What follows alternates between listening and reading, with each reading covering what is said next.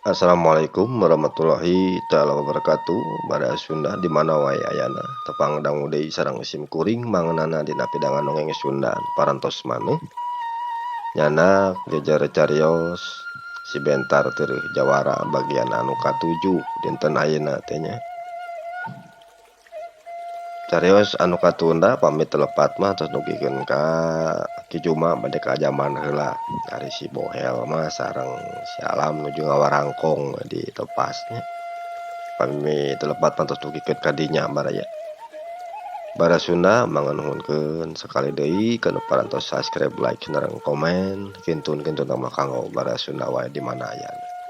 Anu salawasna mancos satia kana pidangan dongeng Sunda ti Manggi. Somo atuh baraya urang lajengkeun di hancagarapan anu katunda wilujeng ngadangukeun. Tah ayeuna Bapa teh rek kacai heula ieu teh. Sok we ngawarangkong sing Jongjonnya. Saur Ki Juma bari teras cengkat tina calikna. Tos kitu teras ngaleos heula rek ngadoon kacai. Cag urang tunda heula kaayaanana si Alam jeung si Bohel.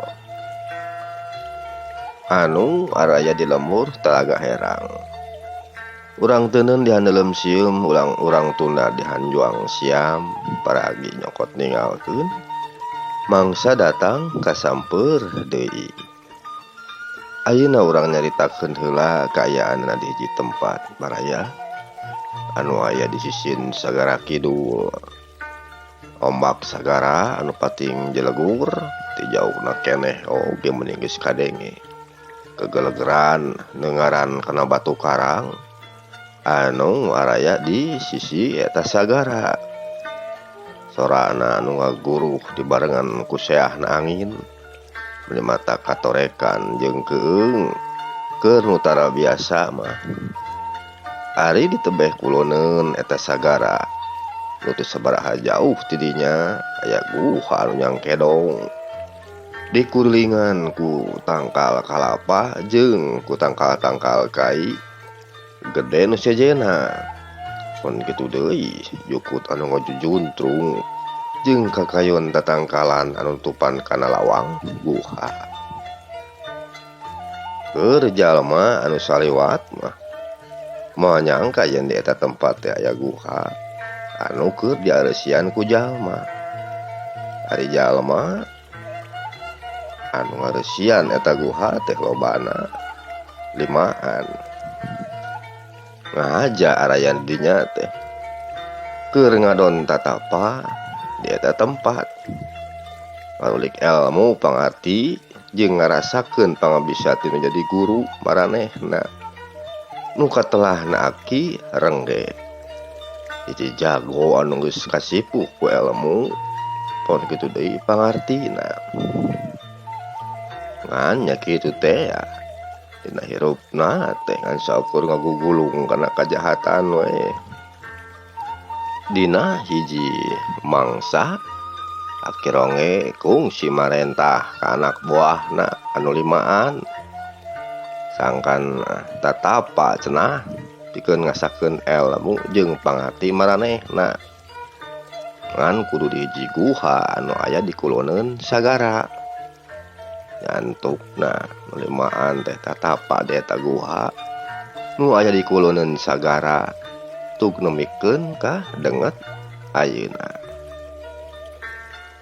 Dina hiji poe harita kirawan citengah peuting anu 5an geus larengse tina tatapa nincak kana peuting pamungkas.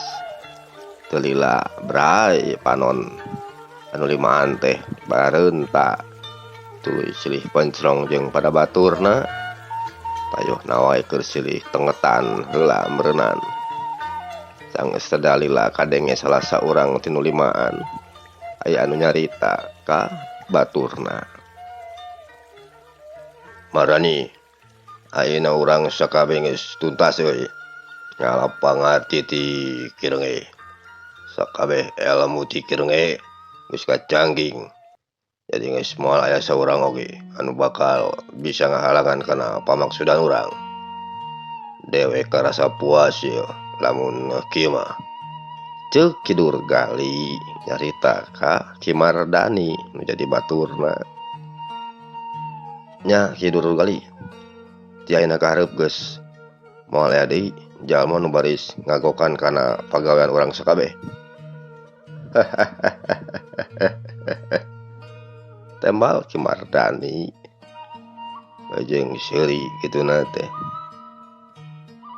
Nya bener Ki Durgali oge Ki Mardani urang nu limaan ayeuna geus papak elmuna. Jadi tangtu laluasa pikeun urang rek migawe naon wae oge. Urang bakal ngawasa ka sakabeh wewengkon nu aya di dieu. Pon kitu deui tinu jauhna ye. Tangke urang pentahan pajak sakabeh warga ti lemur-lemur anu sajen. Lamun teu daek urang hancurkeun lemur jeung sakabeh pangeusina. Kajaba lamun aya bikang anu geulis mah nya urang tarangul bawa ku urang. Ceuk Ki Rompes. Baturna nu hiji deui mun asa geus bangga we. Mibanda ilmu tinu jadi guruna teh. Rompes. Ayeuna urang bakal ngawasa ka sakabeh antero ieu wewengkon. Urang bakal boga anak buah anu loba anu baris nurut ka sakabeh kayang urang we. Laksana sigana mah ieu. Kahayang dewek ti baheula teh nu geus lila di pikahayang.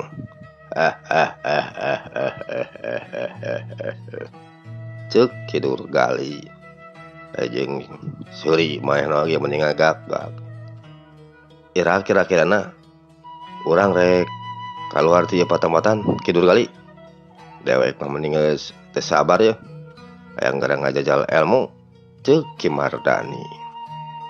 Isuk we urang mimiti kaluar ti ieu guha. Urang asup ka pilemburan. Urang neangan haganeun jeung tempat anu keunah pikeun urang Mardani. Tangke lamun geus aya di jero lemur, urang nitah ka urang lembur. Sangkan ngin imah anu gede tur lega ku pakaranganna ke tempat urang cicing. Atuh sakabeh pangeusina kudu bilu ka urang pikeun nambahan kakuatan. Lamun teu daek podaran we naon esina. Tah kitu Mardani. Tema Ki Durgali. Alus eta pamikiran teh Ki Durgali. Satuju pisan dewek ge. Ceuk Ki Mardani. Kaayaan di saluareun guha. Haritawan sing geus ngageser ka janari leutik. Kadengengan saukur gelegerna omak sagara we. Nu aya di tebeh wetaneun eta guha. Jeung sorama anu koreak anu pating koreak dina saluhureun tangkal-tangkal kai anu gerde. Kacapkeun deui isukna baraya. Kira wanci haneut moyan anu limaan mimiti kaluar ti jero guha. Reka jugjug ka pilemburan. Dipirig ku sora angin sagara anu ngagelebug nembak kana tatangkalan. Daunna meuni pating kelebet siga nu keur mileuheungkeun ka Ki Durgali jeung pada baladna anu rek ninggalkeun eta patempatan. Nu limaan katanya keur pating kurobot we dina cukut anu ngacucuntrung di kulingan tangkal-tangkal kai anu gede jeung tangkal kalapa. Beuki lila beuki jarawuh we laleumpang anu limaan teh. Ninggalkeun guha urut apa maranehna. Jeung ari ku beuki jauh mah ombak sagara anu tadina kadenge gegelegeran teh. Ayeuna mah geus rada leutik kadengena. Lila-lila les we. Guruhna sagara geus teu kadenge deui. Sanggeus nyorang tempat anu dipinuhan ku cukut eurih jeung tangkal kalapa pon kitu di tangkal kai nu gede. Ki Durga jeung pada baladna anyog ka hiji mungmungang nyatana munggang pasir anu diperlakan ku tangkal kaso jeung pines. Eta munggang katanya kumaranehna dihanapeun eta pasir aya pilemuran anu rentul ku imah. Awasna wae pinuh ku pangeisi lemurna. Ari eta lemur anu aya di sanapeun pasir teh katalahna lemur Talaga Hiu. Angna disebut lemur Talaga Hiu ku pangeusina sabab baheulana mah cenah kungsi aya talaga di dinya teh. Jeung kungsi aya nu pareng kawenehan nenyo hiu di tengah talaga. Nyaneneh we nepi ka kiwari eta lemur teh lahna lemur Talaga Hiu. Sanggeus anu limaan sidik yen di sahanapeun pasir teh aya lemur. Pok Kidur Gali kadenge nyarita. Gimardani, deuleuh ku si laeng we. Aya lemur di handap. Ceuk Kidur Gali bari jeung mencrong ka handap eta pasir. Kidur Gali, aya lemur di handap teh. Kumaha lamun urang jorag eta lemur teh? Dewek mah geus teu kuat hayang nyatu jeung nungguna Kidur Gali. Ceuk Ki Mardani. Nya sarua we dewek ge Mardani. Ayo eta mah urang turun ka handap we. Ceuk Kidur Gali bari leumpang pangheulana. Nurunan eta pasir dituturkeun ku balad-baladna anu aya di satukangeun manehna. Kurbut Kidur Gali jeung pada baturna mun dipatingkur busuk tinu kebon jagong anu diperlakan ku warga. Teu sirikna parites tangkal jagong teh sebab kadarupakan ku Kidur Gali jeung baladna. Sanggeus Kidur Gali nyorang kebon jagong beras manehna tuluy asup ka kebon kacang panjang jeung tomat. Bada lempang teh leungeunna sing rarawel we kana tomat jeung kacang panjang. Lumayan cenah tamah lapar teuing mah. Sanggeus nu limaan nyorang kebon kacang panjang jeung tomat. Gok Kidur Gali manggih jalan satapak nu berasna tuluy ka pilemuran. Mardani, ayeuna urang geus aya di hareupeun lemur we. Engke lamun geus aya di lemur, urang neangan warung anu nyadiakeun hakaneun. Dewek geus teu kuat ye.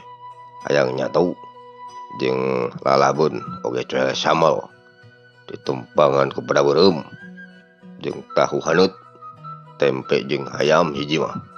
Nu meunang ngabeulem euy. Nikmat sigana teh Mardani. Nya puguh we atuh Kidur Gali. Komo jeung belum mae mah hiji. Mah teu pedo geura dahar teh. Teh mah Ki Mardani bari jeung ngagakak kituna teh. Ayo urang mimiti asup ka jero lemur. Ceuk Kidur Gali bari lempang deui panghareupna. Dituturkeun ku pada baturna. Teu lila Kidur Gali geus araya deui di jero bilemburan. Lalempang murug ka hiji warung anu geus teu pati jauh ti maranehna. Sanggeusna araya di hareupeun warung, bus anu limaan arasup ka jero. Tuluy gugek dariuk dina bangku awi panjang.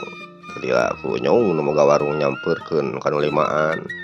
Bari jeung empok nyarita. Bade teh ruang naon kulan? Tanya tukang warung. Kuring mah pokona menta kadaharan anu ngareunah we bi.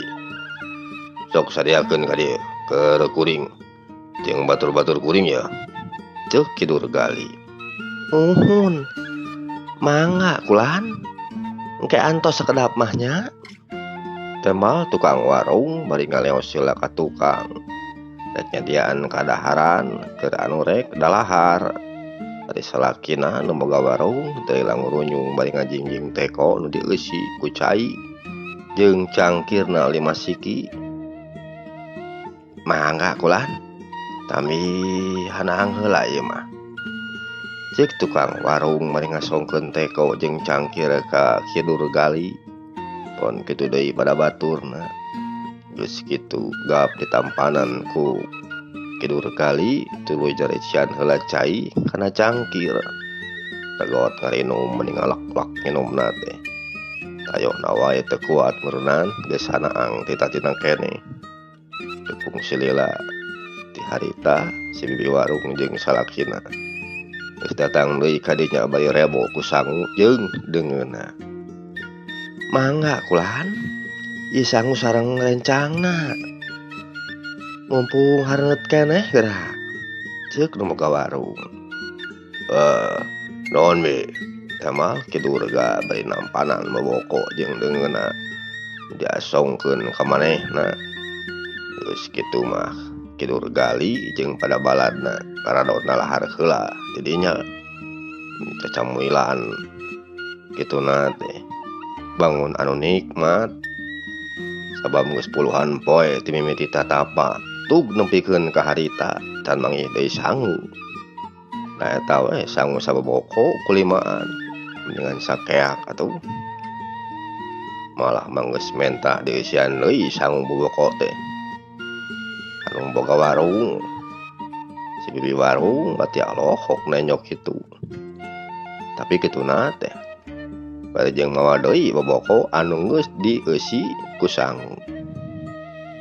Song diasongkeun ka Kidur Gali gap ditampanan. Geus kitu anu limaan ngarduk deui sanguna. Teu sedikna baloba-loba. Ari si bibi tukang warung mah jeung nu jadi salakina. Nya atoh we maranehna mah sabab ceuk pikirna maranehna bakal menang duit na gede.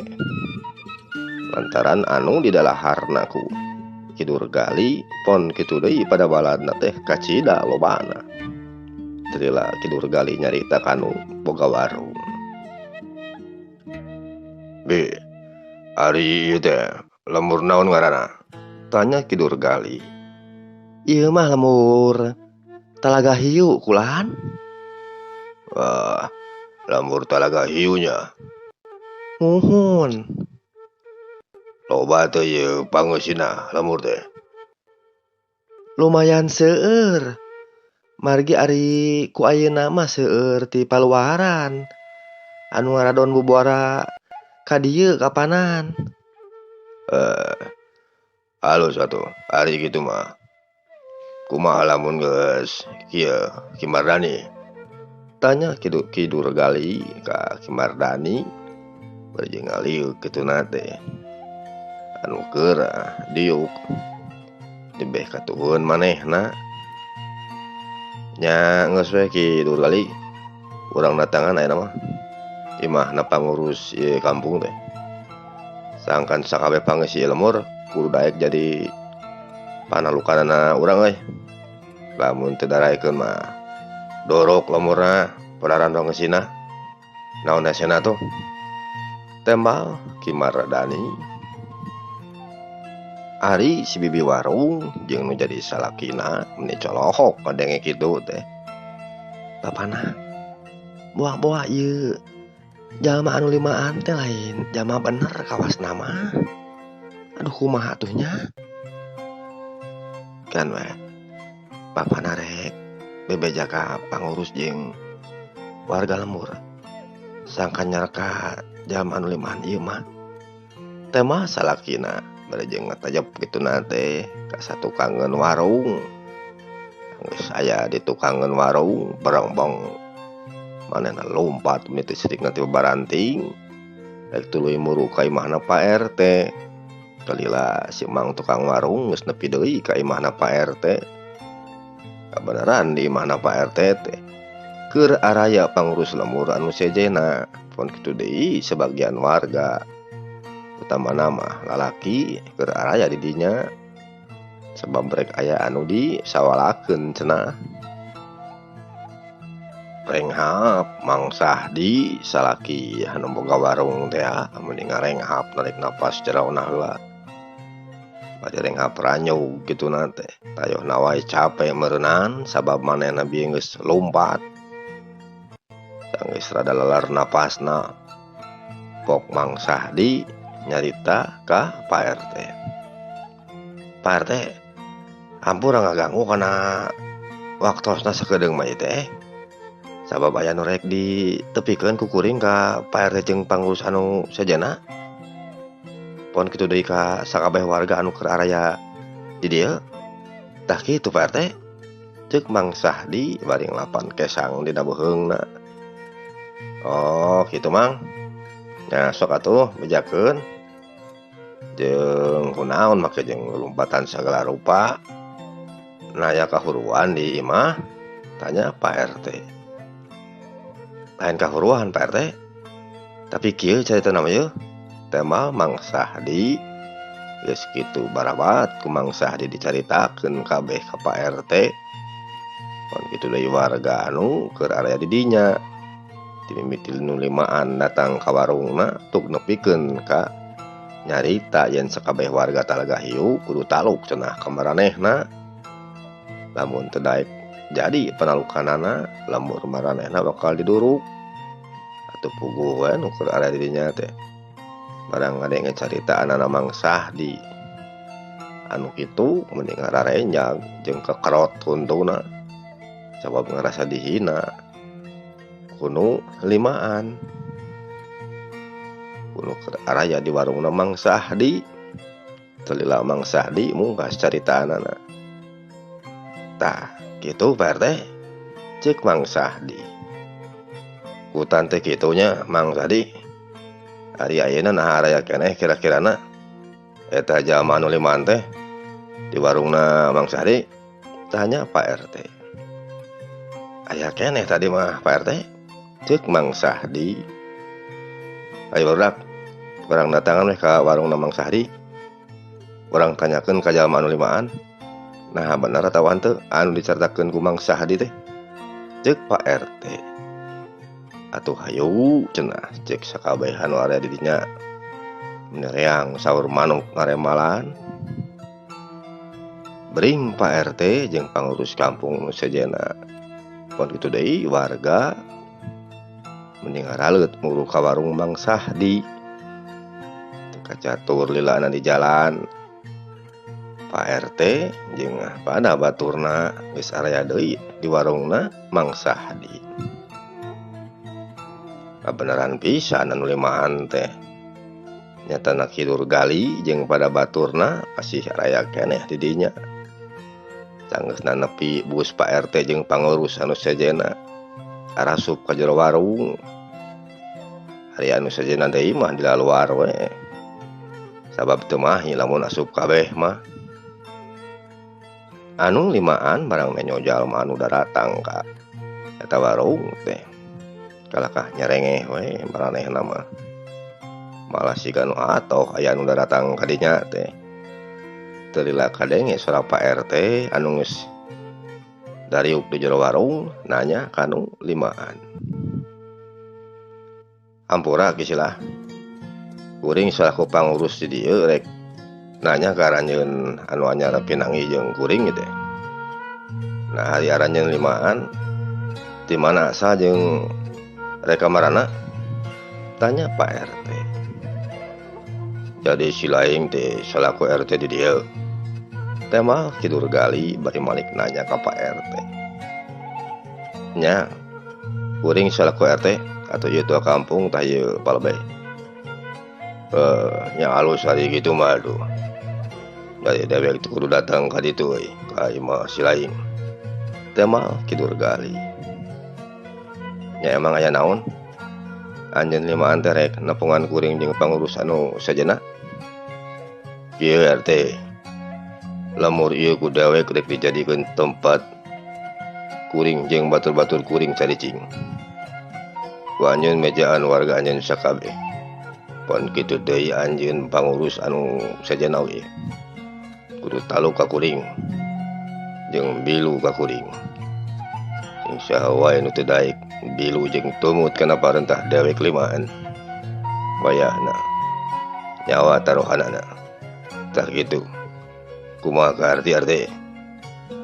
Ceuk kidur gali. Estu ning geus teu didingling keleureus sindang colok deui ngomongna teh. Aduh ngab wae. Tuh Pak RT jeung anu sarejena anu keur area didinya barang ngadenge omongan ti Kidur Gali sarupa kitu asa dibentar gelap tengah poe ereng-erengan. Oh, jadi kitu maksud ranjeun teh. Hari kitu mah ranjeun sakabeh rek jadi bibit rujit ulun-ulun pangacau atuh di lemur ieu teh meureunan. Geus jawab RT. Narek ngagugu atau moal kana omongan dewek. Oke heula. Teu gampang kitu wae gisilah. Ari keur kuring jeung warga kuring sakabeh mah. Sabab hade goreng oge. Lemah cai kuring sarea ieu lemur teh. Utang tuh moal lebihkeun kitu wae. Kajalma sarupa anjeun jeung batur-batur anjeun. Teh mah Pak RT. Kitunya. Berarti hayang modar sia teh. Ceuk Kidur Gali bajing ngalayangkeun dampaleun ka tuhuna pada beungeut kencana Pak RT anu keur diuk jeung hareup beh kencaeun manehna mendingan sakolepat eta dampaleun geus nepi deui kana beungeutna Pak RT. Hiuk celebet jengkang Pak RT ngacengkang tina diukna mun teu neut pisan tongongna kana lemah. Ari pipi kenca namun tutung kawas urut kabeulum teu lila kerjet Pak RT kekerjetan les tungtung nama Pak RT paragat nyawana tiwas ku leungeunna Kidur Gali atuh kabeh nu area didinya meuni cara lohok bengong nenyoka jadian sarupa kitu teh. Malah warga anu keur area di luar oge nenyo kitu mah malunur ka tukang. Ari itu kampung jeung palobe pati ngahulang we nenyo kitu mah. Teu lila Kidur Gali kadenge deui nyarita. Kumaha tua kampung? Lobe. Nah nasib aranjeun dua anak yang sarupa kitu. Atawa kumaha ya? Tanya Kidur Gali kana duaan. Nyaug ari kahayang anjeun kitu mah ngan kade ulah aya nu di binasa ku aranjeun warga kuring sakabeh yeuh teh mah tua kampung jeung rada ngadeg-deg gitu nanti halus kitu mah tua kampung teu ayeuna sediakeun imah anu lega dewek jeung pada batur hayang ares heula euy awas ulah aya saurang oge anu kaluar ti lembur. Lamun aya nu kabur beuheung anjeun duaan jadi gantina. Kumaha Gardi? Nya ka hati. Tah ayeuna. Ayo tuduhkeun. Imah mana nu sakirna geunah keur dipake harees ku dewek. Ceuk Kidur Gali bari jeung jung cengkat. Tina diukna dituturkeun ku bada baturna. Tuluy kaluar ti warung nuturkeun tua kampung jeung palebe nu geus laleumpang pangheulana. Jewel we urut dalahar maranehna mah teu dibalayar bayar acan. Si bibi tukang warung ngan sakur nginghak we bari jeung diupahan ku jadi salakina. Geus mana keun bae masalah dahareun mah tong matak jadi pikiran. Saki oge urang manggeus untung keneh teh di bari nasa ku maranehna. Tuh teh nyo Pak RT mah nepi ka hanteuna kitu kapanan mana. Ceuk salakina bari jeung usapan kana buuk nu jadi pamajikanana. Kocapkeun deui ayeuna Kidur Gali jeung pada baladna sanggeusna meunang imah anu rada gede jeung lalegap kuburuanana anu limaan arasup ka jero imah tuluy marentahkeun katua kampung sangkan wargana nyadiakeun sagala rupa kabutuhan keur maranehanana. Atuh teu wudu warga teh meni cakah ciki nyadiaan keur dalaharna Kidur Gali jeung pada baturna. Pon kitu deui kabutuhan anu sejena. Nya ti mimiti poe harita Kidur gali jeung nu liana caricing di eta lemur. Sakabeh pangeussi eta lemur teu bisa kukumaha sabab saurang eueuh nu wani kanu limaan teh bati rarumahuh we hungkul jangan saukur bisa ngarusapan dada. Ari pamudana anu area di lembur Talaga Hiu kabeh diwarah silat ku Kidur gali pon kitu deui baturna pikeun nambahan kakuatanana Kidur gali.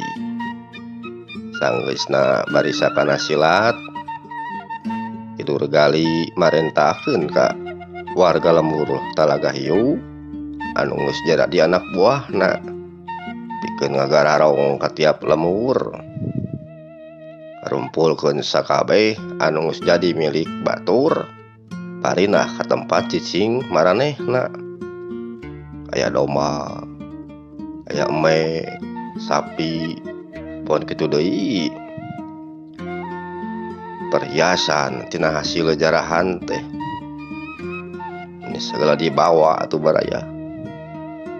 Nu antukna pakaiana Kidur gali jeung baturna anu opatan geus teu kaitung lobana. Komo ku perhiasan mah geus teuing sabaraha peti anu geus dipetian ku Kidur gali jeung pada baturna. Kaayaan di mangsa harita katiap lemur teh jadi harengheng deui. Loba kabajanakeun yen loba deui garong cenah ayeuna mah. Urang lemur nu tadina geus tarenang teh hirupna ku ngadenge beja anu sarupa kitu teh jadi hareudang deui ayeuna mah. Nu beunghar jadi loba kahariwang. Iwa jaman teu boga we anu rada tenang meusan teh. Sabab ceuk pikirna ada naon anu rek dicokot cenah. Nu pentingna keur maranehna mah ku geus teu didurukan oge imahna geus ngarasa untung pikeun maranehna dina waktu harita. Dina hiji poe Kidur gali jeung pada baturna katanya keur dariuk dina kursi di hareupeun buruan imahna. Kituna teh bari dibaturan ku sabaraha hiji awewe anu geus jadi selir maranehna. Ari anak buahna keur ngarariung we di buruan bari balak kecerakan dalahar bangun anu garnah pisan hirupna teh. Warga lemur Talaga Hiu nu tadina mah nolak ayeuna Kidur gali jeung pada baturna teh. Tapi sanggeus maranehna ngarasakeun mah ngeunahna hasil tina pagawean maranehna lila-kalilaan mah jadi biasa jeung karasa geunahku maranehna. Nu antukna warga lemur Talaga Hiu geus biasa deui ngajarlanan hirup anu sarupa kitu teh. Malah mah tua kampung oge pon kitu deui palobae geus jadi leungeun kapercayaanana Kidur gali jeung pada baturna. Anu meunang buruh rada gede maranehna duaan mah jadi geunah we keur maranehna oge. Atuh imah anu dicicingan ku Kidur gali ayeuna mah geus digedean teu beda we jeung istana. Ari di tiap lawang lemur anu rek asup ka lemur Talaga Hiu kabeh dipasangan panto anu weweg jeung jangkung. Jadi moal bisa samarangan jalma anu gampang asup wae ka eta lembur. Sajabana ti pantona anu kuat teh nyaeta tina kai jati dijaragaan oge deui ku anak buahna Kidur gali. Aya we genepan atawa 7an wae mah anu sok rajin ngajagaan eta panto teh. Bari jeung nu jarangkung gede awakna anu diparlihna oge. Bari jeung geus dibekelan ku pangarti sewang-sewangan. Lembur Talaga Hiu ku ayeuna geus jadi hiji lemur anu dipika gigis jeung dipikasieun ku jalma-jalma anu geus arapa ka lemur eta mah. Lemur nu tadina teu beda jeung lemur anu sejenna teh. Ari ku ayeunakeun mah jadi lemur tempat sarangna garong anu dipimpin ku Ki Durgali pon kitu deui pada baturna. Cag urang tuna heula baraya kaayaan Ki Durgali jeung pada baladna pon kitu deui warga lemur Talaga Hiu anu geus jaradi anak buahna Ki Durgali. Ayeuna urang nyaritakeun anu geus lila katuna. Nyatana urang nyaritakeun heula kaayaan Ki Badil jeung Ki Blang pon kitu deui pada baladna. Sanggeus maranehna ninggalkeun lemur Cisomang, Ki Badil jeung pada baladna baralik deui ka guha anu aya di jero leuweung Panisan teh. Tempat nyarumputna baheula Ki Badra jeung Ki Jarong pon kitu di pada baladna. Kahirupan Ki Badil ti harita kaluar ti lemur Cisomang keur saheulaanan mah can aya pajabakanna naon deui sabab masih keneh ngarasa bingung marehna oge. Sanggeusna araya deui di guha mah tapi ari kulila mah sabab pakulian teu boga antukna nya ngagararong deui we jeung ngabegalan ka satiap jalma anu sok pareng rajin panggih di tempat pangusahaan maranehna. Dina satu kangen tanggal kai arusahna teh aya oge anu dina dapuran awi di jalan jajahan jalan pilemuran jeung sajabana anu penting mah hasil we cenah.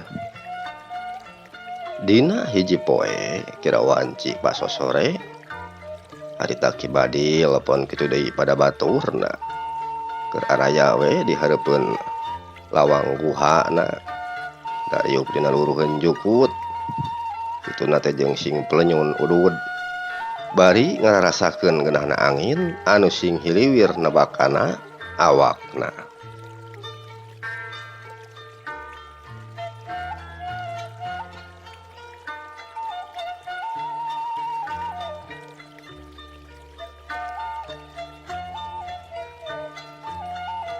Bara Sunda mung sakieu heula hancagara pandongeng dina jejer si Bentar Teueuh Jawara bagian anu ka-7.